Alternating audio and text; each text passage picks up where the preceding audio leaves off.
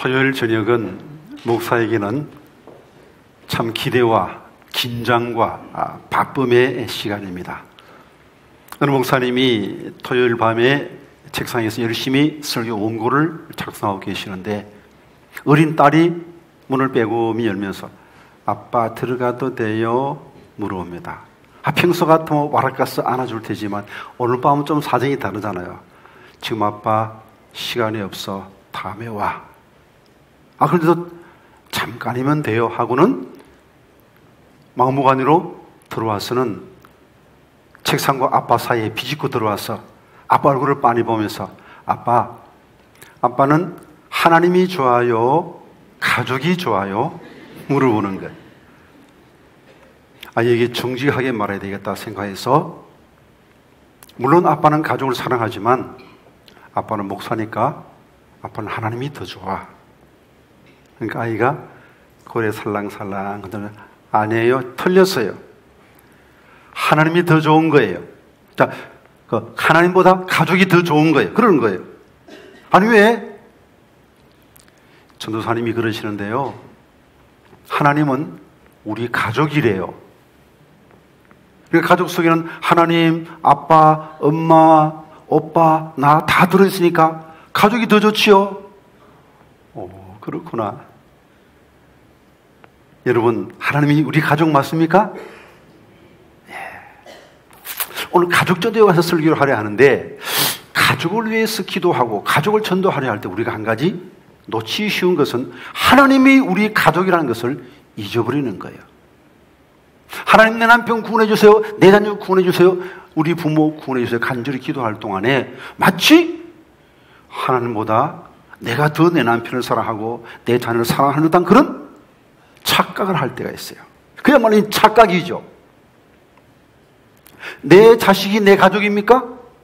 내 자식은 하나님의 가족이기도 한 거예요. 내 남편이 내 가족입니까? 하나님의 가족이기도 한 거예요.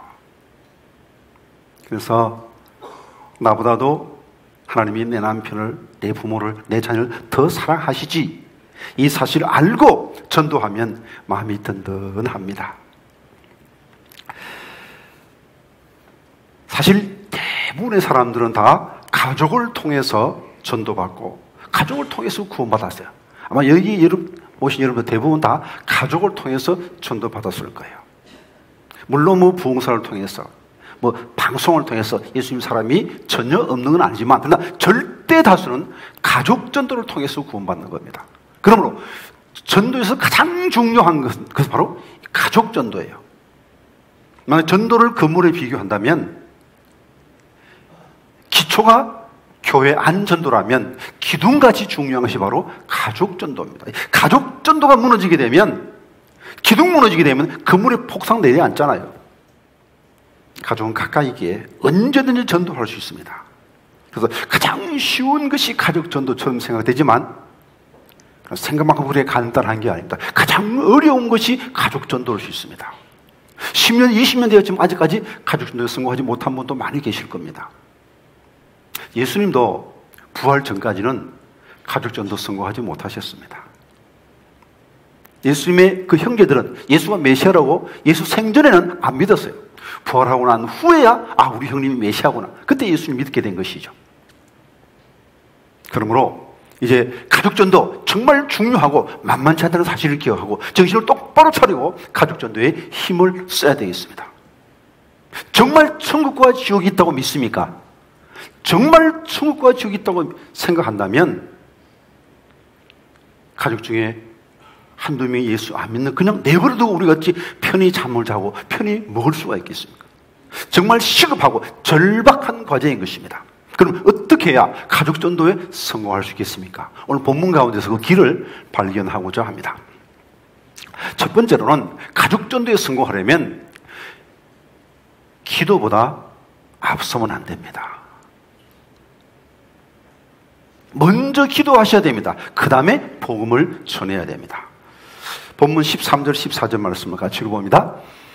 안식일 우리가 기도할 곳이 있을까 하여 문밖 강가에 나가 거기 앉아서 모인 자들에게 말하는데 도아디라스에 있는 자색 옷감 장사로서 하나님을 섬기는 루디아라는 한 여자가 말을 듣고 주께서 그 마음을 열어 바울의 말을 따르게 하신지라. 여러분, 사람을 구원하는 것은 누구의 일입니까? 내 일입니까? 내 일이기 전에 하나님의 일입니다. 전도의 주체가 누구냐? 누가 전도의 총책임자냐?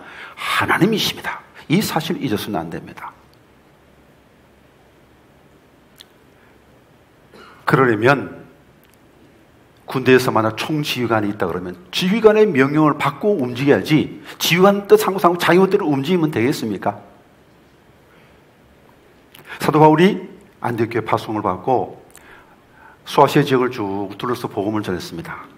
그리고 돌아와서 보고를 하고 예루살렘 교회에 와서 보고하고 다시 안디옥교회에 와서 좀 편안하게 쉬다가, 자, 우리가 그동안 선교한 그 교회들이 지금 제대로 잘 성장하고 있는지 다시 한번 돌아봅시다. 그래서 다시 한번 그 지역을 돌아보기 위해서 가는데, 문제는 중간에 돌아온 마가를 데리고 갈 것이냐 두고 갈 것이냐, 그 문제를 가지고 바나바와 바울이 심히 다투었습니다. 의견 일치가 안 됩니다. 아주 심하게 다투었습니다. 그래서 결국은 두 팀으로 나누어져서 가게 됩니다. 짐작에는 그 과정 속에서 서로 다투느라고 충분히 기도를 하지 못한 것 같아요. 그리고 바울은 신라와 한편 되어서 쭉 가는데, 아시아 지역으로 가는데 성령이 자꾸 막는 거예요. 예수의 영이 허락하지 않았다. 성경은 그렇게 기록하고 있습니다. 그때 밤에 꿈을 꾸는데 환상 중에 마게도니아 사람 하나가 나타나서 마게도니아로 와서 우리를 도와주시오. 그 환상을 보고, 주님께서 우리를 마게도니아로 보낸가 보다. 마게도니아는 유럽 지역이거든요. 그래서 그 마게도니아 지역으로 가니까 길이 순산하게 잘 열렸습니다. 그래서 첫 성에 도착했는데 이 마게도니아 지역의 첫 성이 바로 빌립보입니다. 이 빌립보에 있으면서 아마 바울과 실라 이렇게 생각했을 겁니다. 지금까지 우리가 기도가 너무 부족했어. 자꾸 지금 하나님하고 엇박자가 나니까 가는 길을 하나님께 막고 방향 돌아서는 굉장히 시간 낭비잖아요. 처음부터 곧장 왔더라면 얼마나 수월했겠습니까? 그래서 충분히 기도부터 해야 되겠구나 하고 안식일에 기도할 곳을 찾은 거예요. 그러다가 루디아를 만난 거죠. 이 루디아는 돈도 있고 믿음도 있고 열심과 리더십이 있는 정말 좋은 제목이죠. 이 마게도니아 지역은 모계 사회입니다. 여성의 리더십이 아주 강한 그런 지역이죠. 그래서 루디아를 통해서 빌립보 교회가 세워지게 됩니다. 그래서 하나님께서 복음을 증거하는데 하나님께서 루디아의 마음을 열어서 복음을 믿게 해주셨다. 그렇게 기록하고 있습니다. 이제 우리가 가족 전도할 때 기억할 것은 이 가족 전도의 주체가 하나님이심을 기억하고 충분히 기도하고 그 다음에 전도해야 됩니다. 아이고, 내 남편 빨리 전도해야 될 텐데, 우리 부모 빨리 전도해야 될 텐데, 마음이 막 너무 급하다 보면 기도는 뒷전이고 자꾸 전도부터 먼저 앞서게 하게 되는데, 전도 중요하지만 기도보다 앞서면 안 됩니다. 충분히 기도하고 하나님의 뜻을 명확하게 알고 그 하나님의 전략에 따라서 움직여야 됩니다. 병사가 지휘관의 뜻을 모르고 자기 멋대로 하면 전쟁이 되겠습니까? 그래서 전도하기 위해서는 이렇게 가르치고 있습니다. 기도 없는 전도는 공포탄이다. 공포탄, 소리만 뻥뻥 나지 저건 쓰러지지 않아요. 여러분이 아무리 열심히 전도해도 기도 없이 하는 전도는 다 헛수고입니다. 그러므로 가족 전도 위해서 먼저 집중해서 기도해야 됩니다. 두 번째로는 영적 갈증을 일으켜야 됩니다. 본문 27절에서 30절까지 같이 읽어봅니다. 간수가 자다가 깨어 옥문들이 열린 것을 보고 죄수들이 도망한 줄 생각하고 칼을 빼어 자결하려 하거늘 바울이 크게 소리 지르되 내 몸을 상하지 말라. 우리가 다 여기 있노라 하니 간수가 등불을 달라고 하며 뛰어들어가 무서워 떨며 바울과 실라 앞에 엎드리고 그들 데리고 나가 이르되 선생들이여 내가 어떻게 하여야 구원을 받으리까 하거늘. 이 내용은 본문 읽었죠. 또 여러 차례 설교 들었기 때문에 내용은 여러분이 익히 잘 아시는 겁니다. 빌립보 지역에서 귀신 들리고 여정을 고친 것이 그것이 원인이 돼가지고 감옥에 갇힌 겁니다. 근데 감옥에 갇혔어도 하나님을 찬송할 때 지진이 나고 옥토가 움직이고 맨끈이 다 풀어지고, 그래서 이 놀라운 기적이 일어났을 때 간수가 자다가 눈을 떠서 보니까 옥문이 다 열려 있는 겁니다. 로마법에 의하면 만약 간수가 죄수를 놓치게 되면 그 죄수가 받아야 할 벌을 간수가 다 받아야 돼요. 죄수 다 도망갔으면 이거는 나는 꼼짝이 죽은 거니까. 그리고 자기를 하려 할 때 잠깐! 우리가 다 여기 있으니 내 몸을 상하게 하지 말라. 이때 간수가 얼마나 놀랐겠습니까? 아니 죄수가 감옥문이 열렸으면 당연히 도망쳐야 되는 아닙니까? 당연히 도망친 줄 알았는데 도망을 안 친 거예요. 아, 참 이상하다. 아하, 이 사람들은 내가 모르는 어떤 것을 알고 있구나. 내가 갖고 있지 않은 그 어떤 것을 갖고 있구나. 그래서 선생들이요, 내가 어떻게 해야 구원 얻으리까 질문하게 되죠. 우리가 전도하려면 믿지 않는 사람과 달라야 됩니다. 이게 바로 성도의 뜻이죠. 거룩한 물이라는 뜻입니다. 거룩하다는 건 다르다는 거예요. 우리가 세상과 똑같다 그러면 우리 전도는 아무런 힘이 없습니다. 달라야 됩니다. 이상하다. 저 사람 뭐가 좋아서 저렇게 싱글벙글 할까? 이 날씨는 덥고 이렇게 경기도 별로 안 좋은데 웃을 일 하나도 없는데 싱글벙글이야. 이상하다. 왜 저렇게 저 사람 기뻐하지? 왜 저렇게 저 가정에 행복하지? 하는 궁금증을 일으켜야 됩니다. 우리가 세상에 소금이다 주님께서 말씀하셨죠. 소금 먹으면 당연히 갈증 생겨야 정상 아닙니까? 세상에 소금이 나와 함께 대화 나누고 함께 살면 당연히 영적 갈증 느껴야 정상 아니겠습니까? 근데 만약 영적 갈증을 이기지 못한다 그러면 내가 잘못 산 거죠. 특별히 우리 사랑하는 가족, 특별히 자녀에게 우리 부모가 영적 갈증을 일으키는 존재가 되어야 됩니다. 모든 자녀들은 부모를 존중하기를 원합니다. 이 세대에 가장 행복한 자녀는 야, 이 세대 제일 존경하는 사람 누구야? 물었을 때 우리 아버지요, 우리 어머니요. 자신 있게 말할 수 있는 자녀가 정말 행복한 거예요. 특별히 우리 아버지 어머니가 예수 믿는 사람입니다. 우리 아버지는 달라요. 우리 어머니는 달라요. 그 뉴스에 나오는 그런 사람들하고 달라요. 이렇게 자녀가 당당하게 자부심을 가진다 그러면 자녀에게 전도는 그 길은 활짝 열리는 거예요. 근데 만약 우리 아버지 교회 다니는데 뭐 세상 사람이나 우리 아버지는 뭐 별 차이 없는 것 같던데요? 그렇게 되면 큰일이에요. 지금 미국 교회가 굉장히 어려움을 겪고 있는데 이유가 뭡니까?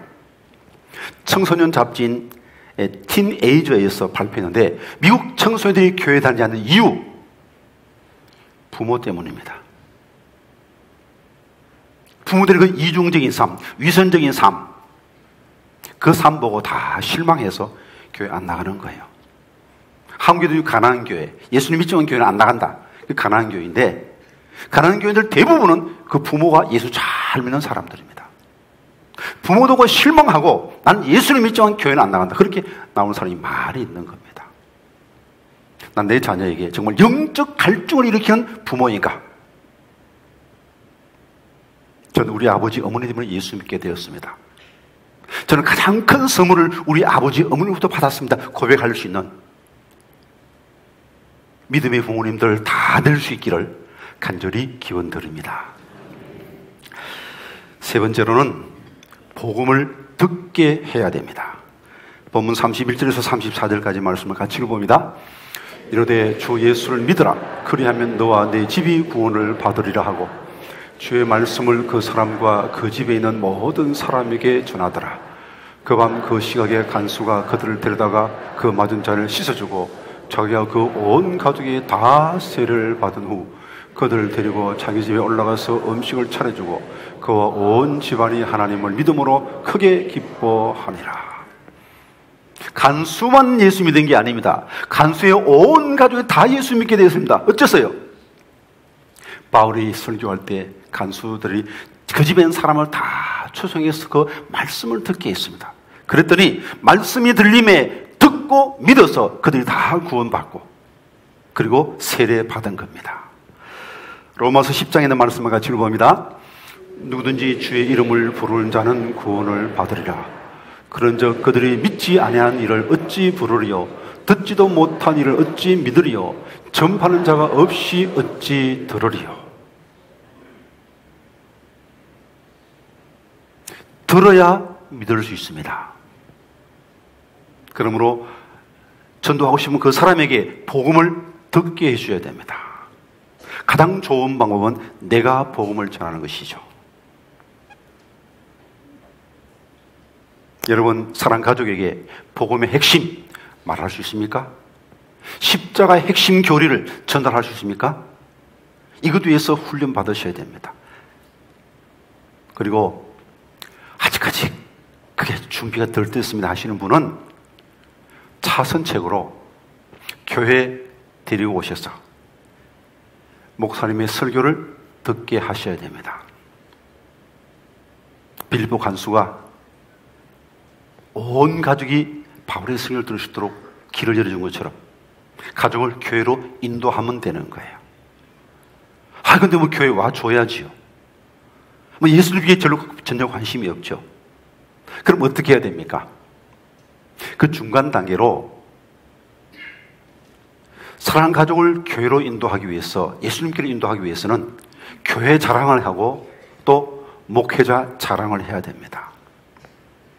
자꾸 자랑하면 호기심이 생깁니다.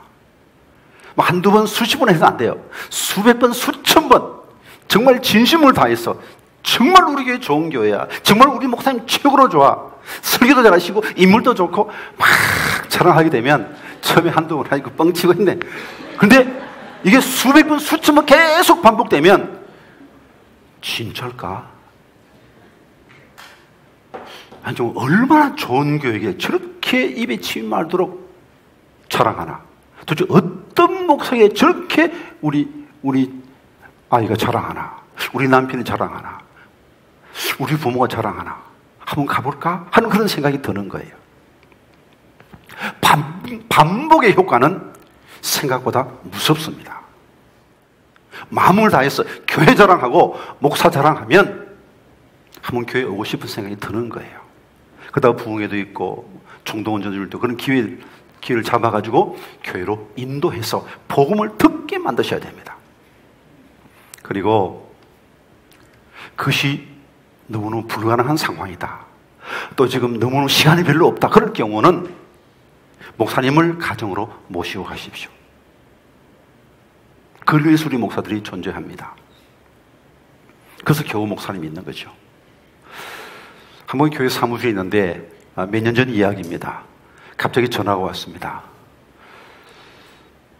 우리 교회 집사님 남편이 간암 말기인데 이제 병원에서도 포기해서 퇴원하라고 해서 집에 와서 죽을 날만 기다리고 있는 겁니다. 이 남편 군에서 부인이 오랫동안 눈물로 기도했는데 이제 죽을 날이 얼마 남지 않았는데 아직까지 회개를 안 한다는 겁니다. 너무너무 답답해서 구유시부 데려가서 거기서 예배도 드리고 또 이제 교구 담당 목사님 모셔가지고 예배를 드는데도 아직까지 예수를 안 믿는다는 겁니다. 그래서 그 부인 집사님 마지막 소원이 위임 목사님 한번 모시고 가정 예배 들었으면 좋겠다. 우리 위임 목사님 말씀 통해서 한번 복음을 우리 남편에게 전해주고 싶다. 이 마지막 소원이라는 겁니다. 목사님 바쁘신 줄 알지만 시간 좀 내주실 수 있겠습니까? 시간 내야죠. 그 위해서 내가 존재하는데. 그 만사 다 제쳐놓고 그 집에 10만 원을 갔습니다.